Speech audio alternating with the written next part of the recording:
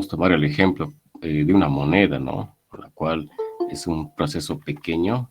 Este no tiene la característica de no tener rebaba. Entonces, tampoco se puede utilizar algún tipo de refrigerantes. Entonces, tenemos un acabado fino, ¿no?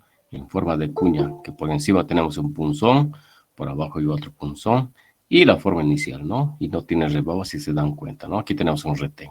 Entonces, esto es característico para poder hacer este tipo de trabajos, monedas, estampas, cosas pequeñas, ¿no? Entonces lo pueden hacer esto manualmente inclusive, sin tener que utilizar las fuerzas hidráulicas o mecánicas, ¿no?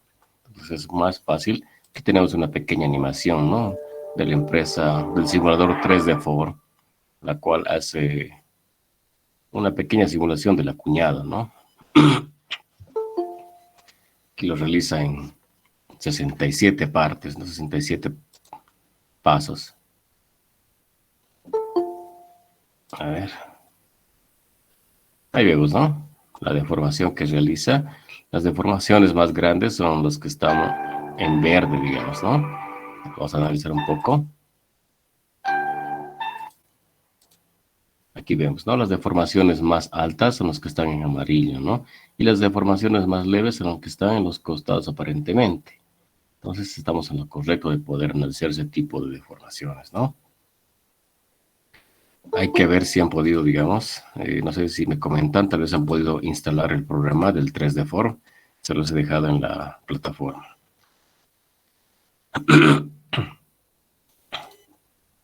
De igual forma, para poder ilustrar mucho mejor, tenemos aquí en esta parte, igual un pequeño video en la cual nos muestra.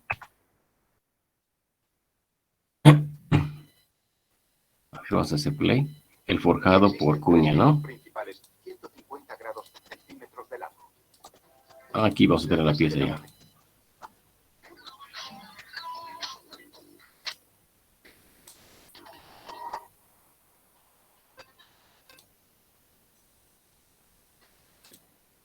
La Casa de la Moneda fabrica monedas de colección con plata de ley y recortes de plata de ley sobrantes de la fabricación de otras monedas. La plata entra en un horno de fundición que está a 1150 grados centígrados. La plata fundida se moldea en una barra continua de 4 centímetros de alto y 12 centímetros de ancho. Una máquina corta la barra continua en lingotes individuales de 80 centímetros de largo. Las barras pasan a un molino desbastador. Los dos rodillos del molino aplanan el lingote aplicando 8 toneladas métricas de fuerza. Son necesarias 12 pasadas para aplanar el lingote y convertirlo en una tira de 12 milímetros de grosor. Un laminador de acabado aplana la tira todavía más para dejarla del grosor de la moneda.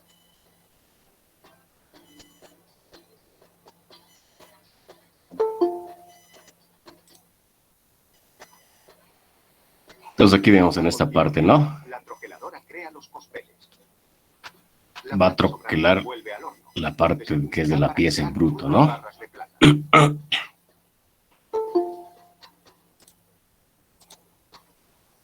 La siguiente parada de los cospeles es una rueda giratoria que por medio de presión crea un borde elevado o canto en la moneda.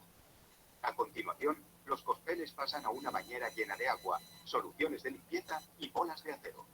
Las bolas actúan como agente abrasivo, alisando y puliendo los cospeles. Vamos a adelantar un poquito más el proceso. Así se crea un... Mm, Tiene lugar otro proceso de reducción. Por aquí debe estar. De las monedas y Aquí está, a ¿ves? se trabaja la plata, esta se vuelve quebradiza, tan quebradiza que podría romperse fácilmente. Por eso, en varias etapas, el metal pasa por un horno de recocido.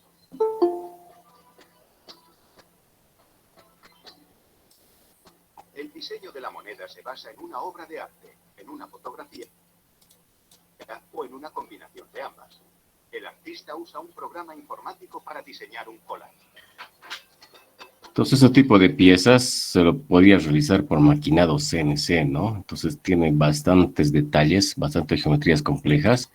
Entonces, sí o sí tuviera que realizarse por ese método, ¿no? El diseño final recibe la aprobación de la directiva de la Casa de la Moneda, puede comenzar el proceso de grabación. Me salí de la presentación, disculpar. Bueno, más o menos de eso se trata, ¿no? Es el proceso de fabricación de las monedas, ¿no? Vamos a continuar con el cabeceado recalcado, ¿no? Entonces, más o menos se utiliza esto para poder obtener las cabezas de los pernos, ¿no? Hemos visto qué característica tienen los pernos hexagonales, ¿no? En este caso son tornillos. Vemos una matriz, un dado que es en forma de tornillo, ¿no? Entonces, lo que hace es formar cada vez la cabeza del tornillo, generando así una resistencia interna en la cabeza, ¿no? Que van junto con sus líneas de las fibras, ¿no? Entonces nos ofrece ese tipo de métodos que son muy resistentes, ¿no? Vemos aquí un diagramita bien simplificado que está dado por el dado de cabeceado, dice, ¿no? Una pieza en bruto y otro dado para poder retener. Entonces, más o menos son estas piezas las que obtenemos, las que están aquí abajo, ¿no? Y estas son las matrices, la cual paso por paso tenemos que obtener la cabeza de los perros, ¿no? Entonces, de esa forma se utiliza para obtener no solo pernos, también tornillos, remaches, otros sujetadores también podemos obtener, ¿no? Entonces, este es el recalcado, o lo llaman también el cabeceado, ¿no? Aquí tenemos igual otras piezas que podemos obtener, ¿no? Esas piezas son de la gama del área automotriz, ¿no? Entonces,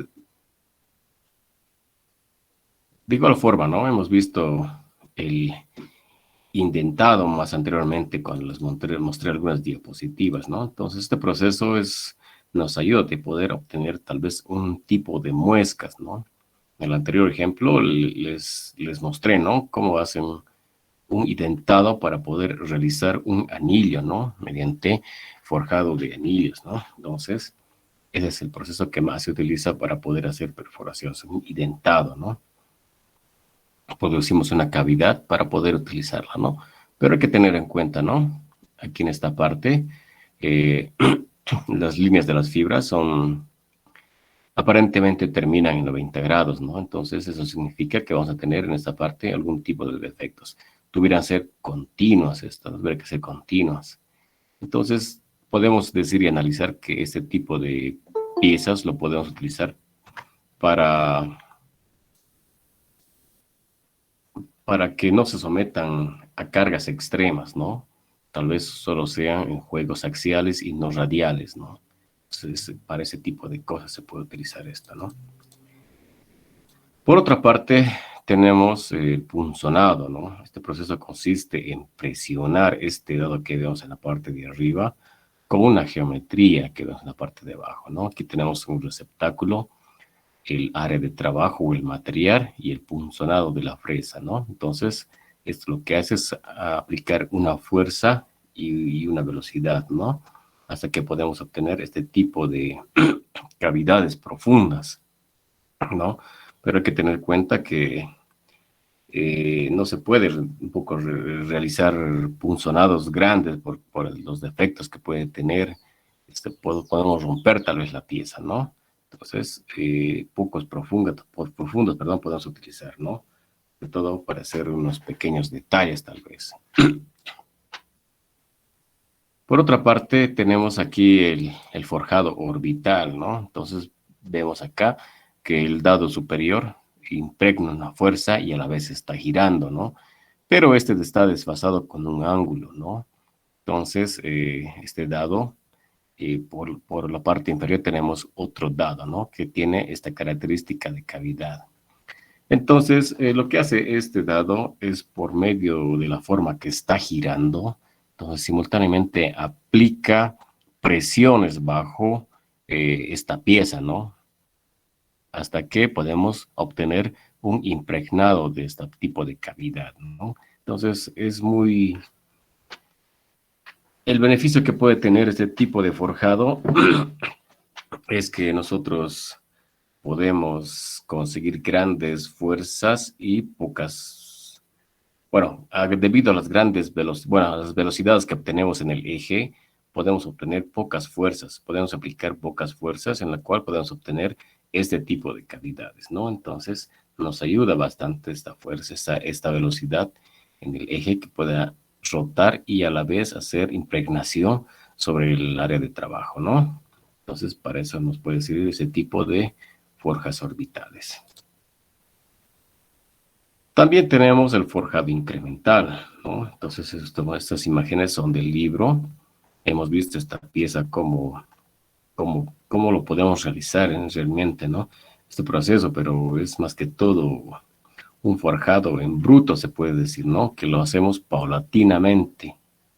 Entonces, en pequeños pasos podemos obtener este tipo de forjados incremental, ¿no? De secciones tal vez muy anchas, podemos llegar a diferentes secciones, ¿no? Entonces lo hacemos esto paulatinamente y está en función de la experiencia, de la habilidad del forjador, ¿no?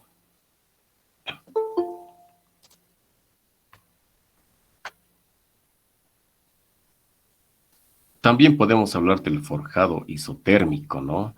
Este forjado isotérmico es un término que se aplica a operaciones de forjado en caliente, donde la parte del trabajo se mantiene a temperaturas elevadas durante todo el proceso, ¿no?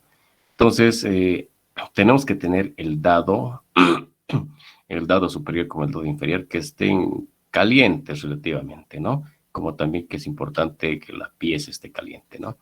Este tipo de forjados lo utilizamos generalmente para obtener piezas que tengan las cualidades mecánicas como térmicas que son necesarias. Por ejemplo, para poder ensamblar en una turbina, ¿no? Esa turbina está generalmente a altas temperaturas, ¿no? Entonces quiere decir que el material que vamos a utilizar en esta turbina va a ser en unas aleaciones a base de níquel, molibdeno o titanio, ¿no? Entonces estos nos generan excelentes propiedades mecánicas y térmicas, ¿no? Entonces, como sabemos, ¿no? Las características cuando tenemos aleaciones de molibdeno, tenemos grandes resistencias, ¿no? Pero bajas ductilidades, ¿no? Entonces, eso quiere decir que nuestro dado va a tener que igual ser caliente para evitar también el tema, digamos, de contaminaciones, ¿no? Al material. Y también para que se haga mejor la moldabilidad. Entonces, podemos aplicar, ¿no? Este tipo de forjados isotérmicos. En realidad son muy caros estos procesos, tal vez lo van a ver por el tema, digamos, de las aleaciones, ¿no? Y superaleaciones, tanto como ser en la pieza como también en el dado, ¿no? Entonces, de esto lo podemos ver mucho en esta área del sector del transporte aéreo, ¿no? Forjabilidad de los metales y defectos. Entonces, la forjabilidad suele definirse como la capacidad que tiene un material de experimentar una deformación por forjado sin agrietarse, ¿no? Y se han desarrollado diversas pruebas para cuantificar la forjabilidad, ¿no? Hay dos diferentes pruebas que realizamos, es la compresión y la torsión en caliente, ¿no? Entonces, lo realizan, digamos, ¿no? Para poder verificar si es que es forjable o no es forjable un material o un tipo de aleación, ¿no?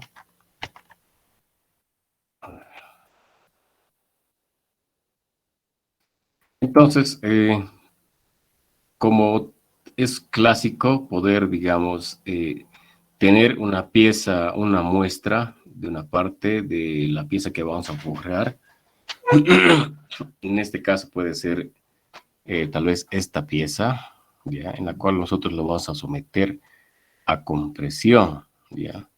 Entonces, cuando nos aparecen las grietas, va a significar que en ese estado va a estar, digamos, hasta ese estado va a poder crearse la forjabilidad, ¿no? Entonces, cuando crea esas grietas, significa que ya tenemos un fallo de la pieza, ¿no? Entonces, nosotros tuviéramos que tomar los datos de velocidades, presiones, hacer un diagrama tal vez característico de las curvas y definir, digamos, hasta cuándo es la forjabilidad de ese material, ¿no? De la misma forma pasa con el método, digamos, de verificación por torsión. Entonces se somete a la pieza a una torsión se somete, ¿no? En la cual vemos que en la dirección cuando falla podemos aparecer tal vez la cortante, o puede aparecer también algunas grietas. Realmente la cortante sería en este caso, ¿no? Entonces vemos, tenemos que tomar los datos, ¿no? A cuánta fuerza se está deformando, ¿no? Deformación angular, va a haber cuál va a ser la fuerza, el momento par que le vamos a aplicar, ¿no? Entonces, ahí verificamos en qué momento se va a poder fallar el material, ¿no? Entonces, de esta forma podemos conocer la forjabilidad de los metales, ¿no?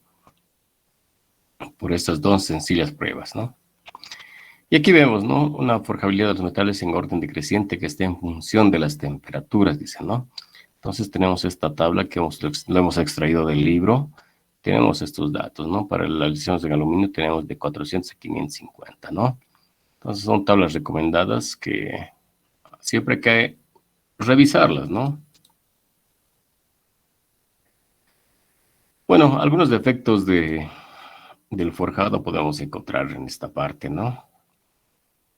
Entonces, en la primera parte podemos ver que el flujo de los materiales no es el correcto, ¿no? Si tenemos el alma tal vez de esta pieza, no se llena completamente, ¿no? Entonces, en esta parte se ha podido distorsionar, se han doblado, ¿no? Entonces, no es suficiente, tal vez es muy ancho el molde, ¿no?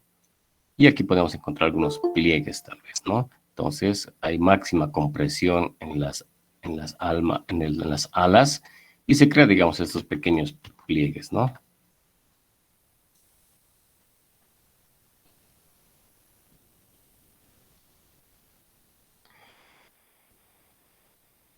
Por otra parte, tenemos acá, ¿no?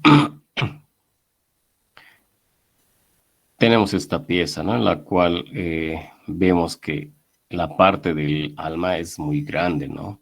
Entonces aquí tenemos un tipo de cortantes que se ocasionan, ¿no? Unos tipos de grietas que vamos a tener en esta parte. Entonces, por esa parte generalmente el material va a fallar, ¿no? Cada vez que hacemos compresión, las grietas van a ir incorporándose más, ¿no? Entonces tenemos ese tipo de fallas. Hay que saber nosotros, tener experiencia para poder realizar el modelado de un dado, ¿no? Entonces, no es siempre que no sea muy complicado. Algunas literaturas tenemos que estar leyendo, como también algunos cursos tal vez, ¿no? Es muy complicado.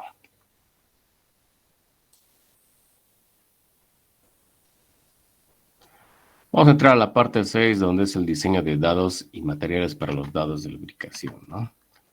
Entonces, en esta parte es muy importante poder seleccionar en función de qué aspectos estamos diseñando nuestro dado, qué materiales y por qué es necesario lubricar también, ¿no?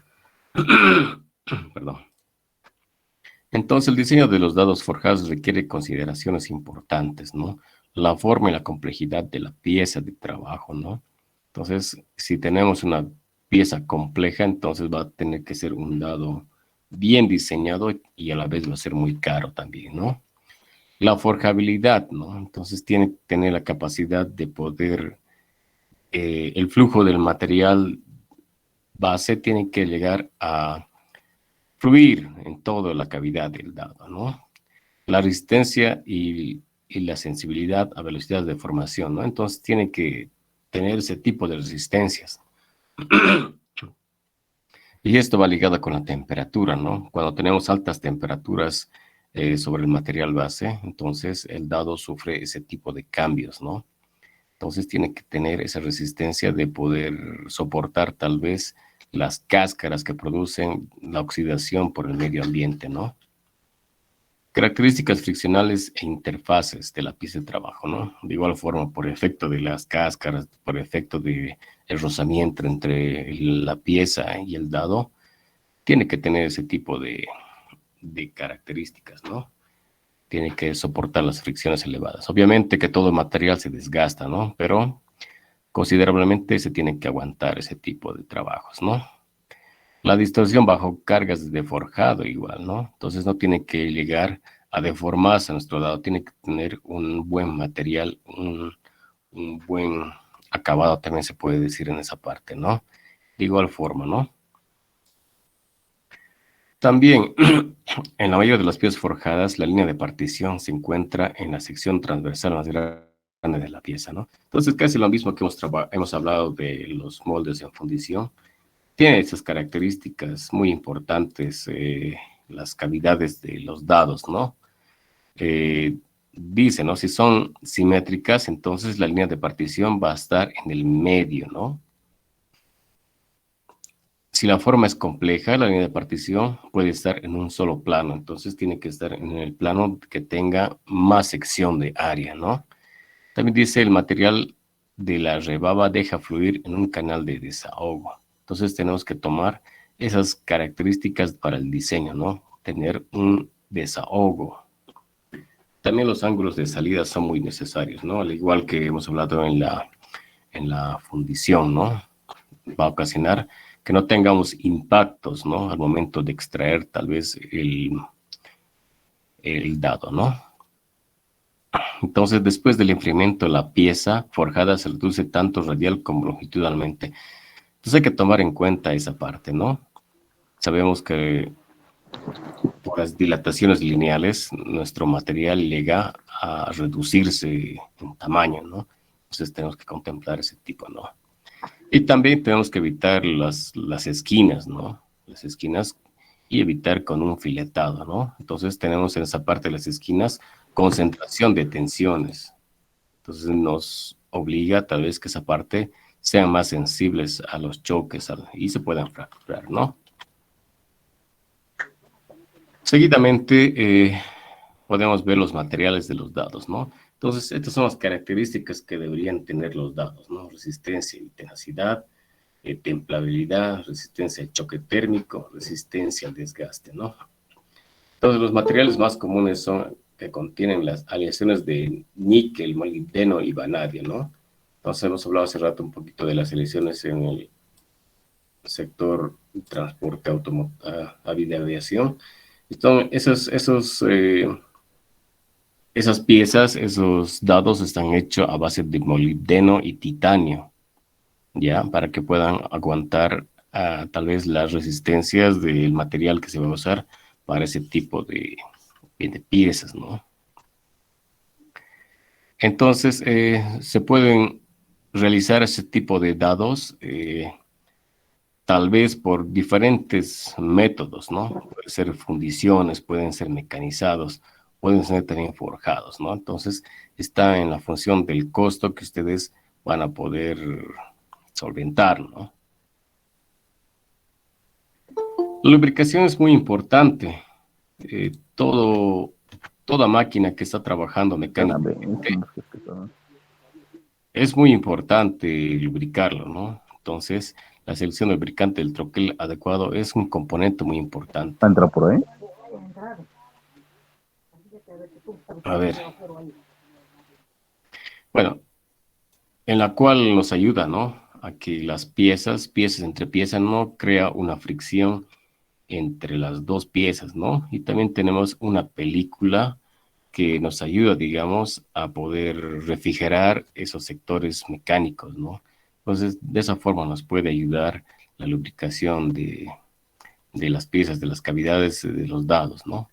Entonces, para esto tenemos muchos refrigerantes, ¿no? A base de aceites, como también a base de grafito, ¿no? Generalmente, a continuación vamos a ver esa base de grafito y de aceite, ¿no?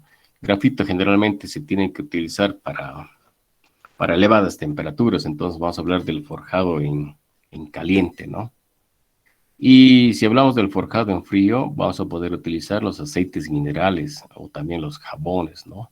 Entonces son muy característicos para poder utilizar eso, ¿no? Entonces estas son las condiciones que deberían cumplir un lubricante, ¿no? Para poder trabajar correctamente, ¿no? Una temperatura de forja, ¿no? Tenemos que conocer la temperatura de forja, si es en frío o es en caliente, ¿no? La temperatura de la matriz de igual forma, ¿no? El tipo de material que se está forjando, ¿no? No es muy importante, digamos, esto, pero se puede realizar ese estudio igual, ¿no? Tal vez no es un material que no sea ferroso, ¿no? El tipo de equipo de forja utilizado. bueno, tenemos que ver las dimensiones del equipo, ¿no? Para poder aplicar todo, todo el lubricante que se debe generar, ¿no? Entonces, en todo el equipo, no solo, digamos, en la parte de los dados, de inferior como superior y en la pieza, se tiene que utilizar este tipo de lubricantes, también el vástago, si se va a realizar con ese tipo de método, ¿no? Entonces tenemos que lubricar bastantes piezas, por el cual sabemos, ¿no? Que las temperaturas por conducción, por convección, llega, digamos, a las partes mecánicas, ¿no? Y van a poder poder trabajar igual de la misma forma, ¿no? Entonces, tenemos que tener ese tipo de conocimientos, ¿no? Eh, el tipo de equipo de fuerza que está utilizando, ¿no? También la complejidad de la forma de la pieza, ¿no? Para poder aplicar en todo el sector, ¿no? De igual forma, ¿no? Sabemos que un lubricante se degrada cuando nosotros lo trabajamos mucho, ¿no? Entonces tenemos que saber la tasa de producción para poder hacer, se puede decir, la intercambiabilidad del lubricante, ¿no? Poder aplicar nuevamente, limpiar y aplicar, ¿no? Las fuentes de calor igual, ¿no? Cuánta calor, cuánta temperatura estamos manejando, ¿no? Regulaciones ambientales también se puede hacer para poder desechar. Y la aplicación, hay que saber dónde poder aplicar, ¿no? Sabemos que en la cavidad principalmente, como también en el metal, ¿no?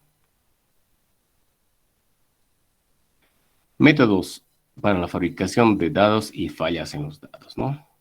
Entonces vamos a entrar a la parte 6. Estos métodos para la fabricación de dados y fallas de dados están en función de estos puntos recomendados, ¿no? Entonces, está en el tiempo y está en función del tiempo, ¿no? Sabemos que un dado se desgasta a medida que pasa el tiempo, ¿no? Entonces es necesario tener tal vez unas consideraciones mecánicas para poder validar ese tipo de desgastes, ¿no? Y utilizar materiales que son realmente adecuados, ¿no? Entonces, también para poder decir sobre el tiempo, un dado se puede crear más o menos, depende de la complejidad de nuestro material, ¿no? De nuestra cavidad. A lo mucho, digamos, hace mucho yo hice crear tal vez una matriz, me duró más o menos 2 semanas, ¿no? Entonces, el tiempo de recoger, tal vez revisar, verificar, unas 3 semanas te lo puede entregar a un mes, ¿no? Entonces hay que ver ese tiempo de producción, tal vez, tiempos de desgaste de nuestro dado, ¿no? Entonces, para poder diseñar tal vez un dado, se hace un prototipado, ¿no? La cual lo realizan generalmente tal vez por el CNC, ¿no? Para poder evitar defectos, ¿no? En el dado. También está en función de los métodos de fabricación, ¿no? Entonces está en función de la fundición, forja, maquinado o rectificado, ¿no? O el EDM, que es, ¿no? El maquinado por electrorrosión, ¿no? Entonces, nosotros ya definimos, ¿no? ¿Cuál de estos métodos nos conviene? Dependiendo del tiempo que nosotros vamos a necesitar que obtener, digamos, este tipo de dados, ¿no? Entonces, en fundición en forja lo va a hacer tal vez más rápido, o en forja, o el maquinado tal vez lo va a hacer mejor, más caro tal vez, junto con el rectificado, o es el EDM también, ¿no? Entonces, nosotros tenemos que saber elegir cuál de estos métodos nos conviene, ¿no? Y aparte, ¿no? No solo, digamos, es maquinarlo o fundirlo y listo, ¿no? Tiene que tener un tratamiento térmico, ¿no? Para poder obtener resistencias, ¿no? Esto es muy importante. Bueno, de la misma forma tenemos tratamiento térmico que está ligado al acabado superficial, ¿no? Depende también del acabado superficial, vamos a obtener piezas que son realmente de mucha calidad, ¿no? Entonces, estas calidades, tanto del dado como también de nuestras piezas, lo podemos revisar en los capítulos de ajustes y tolerancias, ¿no? Tenemos una tabla ahí en el grado de IT, ¿no? eso debe estar en un grado de 200, 250, 150 tal vez, ¿no? Entonces, hay que revisar esas tablas, ¿no? De calidades. También hemos hablado, ¿no? Del material de preferencia, ¿no? Depende a lo que vamos a fundir, igual está el material, ¿no? Generalmente lo están utilizando en nuestro medio los aceros fundidos, ¿no? Hace rato hemos hablado de aleaciones igual, ¿no? Entonces depende de lo que vamos a obtener, es el, el material de los dados, ¿no? Seguidamente vamos a hablar de las máquinas de forjado, ¿no? Entonces, primeramente tenemos este martillo por gravedad, dice, ¿no? En la cual tenemos esta pieza, el vástago, ¿no? Entonces, este está accionado mediante aire comprimido, la cual hace la presión para que se pueda elevar, como también para que pueda bajarse, ¿no? Entonces, el golpe es controlado por mediante un pedal que tenemos, deberíamos tener en esta parte, ¿no? Entonces, la capacidad varía entre 200 a 500 kilos, ¿no? Es martillo por gravedad, por vapor, en este caso, ¿no? Seguidamente tenemos un martillo de gravedad por eslabones, ¿no? En la cual tenemos aquí un diagrama simplificado. Tenemos estos rodillos que giran y por el efecto de la fricción hace que se eleve, digamos, este vástago, ¿no? En la cual, cuando lo suelta, ya tenemos, digamos, la fuerza para poder forjar esta pieza que vemos aquí en la parte, ¿no? Y tenemos aquí los dados característicos. Entonces, de esta forma funciona una simplificación de esta máquina, ¿no? Y tenemos igual la capacidad varía entre 200 a 500 kilos. De la misma forma tenemos otra descripción, es el sistema de una prensa excéntrica, ¿no? Entonces aquí vemos el diagrama simplificado, que tenemos aquí un volante de inercia, ¿no? Entonces tenemos aquí una excentricidad de los ejes, ¿no? A base de un mecanismo entre biela y manivela, ¿no? Entonces, este gira, lo que hace entonces, este dado es subir y bajar, ¿no? Entonces, estas velocidades de igual forma son controladas por un pedal, ¿no? Bueno, ahora en la actualidad debe haber un poquito más de automatización, ¿no? Donde tal vez se puedan variar las carreras, ¿no? Porque, digamos, este volante de inercia, digamos, es para una sola distancia, ¿no? Entonces, tal vez aquí hay una mesa movible en la cual nosotros podemos variar la altura para poder hacer el forjado, ¿no? A continuación, igual es un sistema de funcionamiento de prensa hidráulica, ¿no?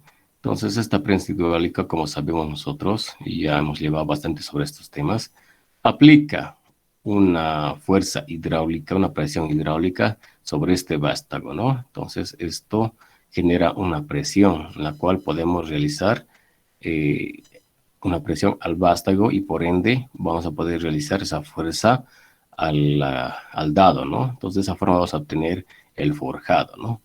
Y para poder volver, digamos, a su posición original, tenemos otra fuerza de acá, ¿no? De la misma forma, la presión va a ayudar a que esto suba nuevamente, ¿no? Entonces aquí tenemos una prensa hidráulica de 50.000 toneladas, ¿no? Es demasiado grande. Aquí podemos ver una persona y una monstruosidad que vemos aquí al lado, ¿no?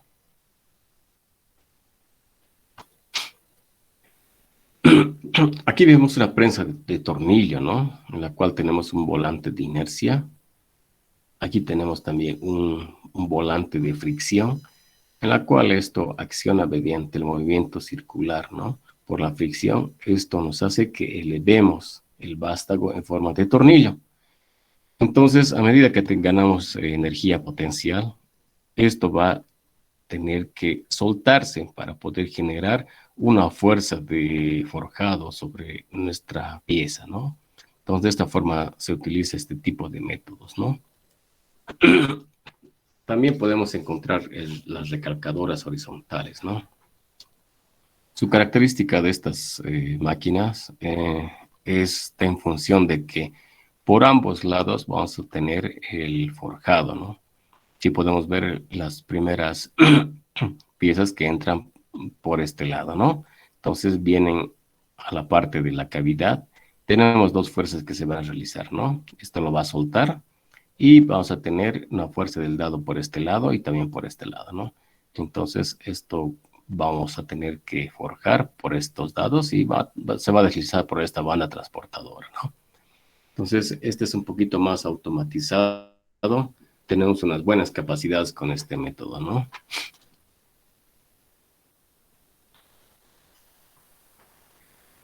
Y si hablamos de la economía del forjado, eh, este, aquí tenemos este diagramita que hemos encontrado en el libro, ¿no? Está en función de muchas cosas, ¿no? Como sabemos nosotros, igual un dado es suficientemente caro cuando nosotros lo realizamos para piezas pequeñas, ¿no? Y es económicamente, se puede decir, barato cuando nosotros realizamos piezas demasiado grandes, ¿no? Entonces, más que todo, está en función de eso, ¿no? También está en función de que nosotros podamos obtener tal vez un dado, tal vez realmente grande y de diferente material, ¿no? Entonces, ese dado, a comparación con las piezas que vamos a obtener, tiene que llegar a cubrir ese costo, ¿no? Entonces, hay que ver ese tipo de costos, ¿no? Y realmente el dado es lo que más nos cuesta, ¿no? Las operaciones, como por ejemplo el costo de herramiental, es muy bajo a comparación del costo del dado, ¿no? En esta parte igual nos describe, perdón, el costo del material que es constante, ¿no? El costo de la herramienta que varía, digamos, entre el montaje y la calibración, tal vez está también los ajustes, el operario igual. Entonces, todos esos gastos que conocemos se van a sumar, ¿no? Entonces vamos a tener un costo total de la pieza, ¿no? Entonces, a medida que nuestras piezas se incrementan, nosotros vamos a tener un costo relativamente más bajo, ¿no? Entonces, eso es muy clásico en la industria, ¿no? Nosotros siempre tenemos que trabajar en serie, ¿no? Entonces, está en función de eso, estimados estudiantes, ¿no? Y con esta parte estaríamos acabando, jóvenes. No sé si tienen algunas dudas, algunas preguntas para el día de hoy. A ver, quisiera sus aportes, por favor, hasta el momento.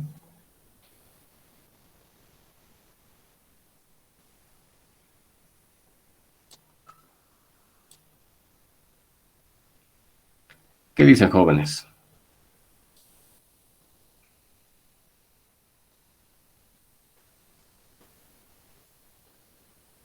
Entonces, el programa 3D Forum se los he dejado en la plataforma. Utilícenlo, explótenlo, por favor. Y el día de mañana nos veríamos en el examen. Las personas que han presentado sus informes, bueno, sus resúmenes a tiempo, ¿no? Entonces, son las mismas reglas para el día de mañana. Entren en hora, no se retrasen, y son las preguntas del libro igual, ¿no? Este capítulo es corto, léanlo, no es muy complicado, ¿no? Es bastante didáctico, ya que estamos en este ritmo, ¿no? Entonces, jóvenes, si no tienen más preguntas el día de hoy, me voy a Bueno, retirar. yo sí que yo tengo una duda. ¿Estás seguro que dijo, o sea, hace rato dijo que utiliza una fuerza de 50.000 toneladas? Está bien eso, Inge. No es demasiada fuerza. No Es será, era la cincuenta presión. mil No hemos hablado de la kilogramos. presión. En las máquinas dijo 50.000 toneladas. Eso es precisión. 50.000 toneladas. Estaba en esa. En las diapositivas, yo pienso que es demasiada fuerza. No era 50 toneladas o tal vez 50.000 kilogramos. Sí, creo que sí. Entonces es la coma, ¿no? La coma lo separa 50 toneladas de fuerza. En el sector, digamos, hemos hablado de sistema hidráulico, ¿verdad? Sí, Inge. Sí, sí, sí, está bien. 50 toneladas, no te preocupes de eso. Ya, gracias, Inge. ¿Qué más dicen, jóvenes?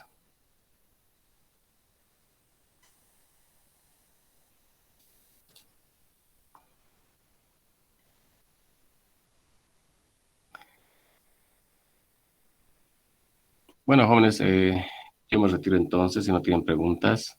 el día de mañana nos vemos temprano. Conmigo sería entonces hasta mañana. Hasta luego, ingeniero. Hasta luego. Mañana, Inge. Hasta luego, Inge. Hasta luego.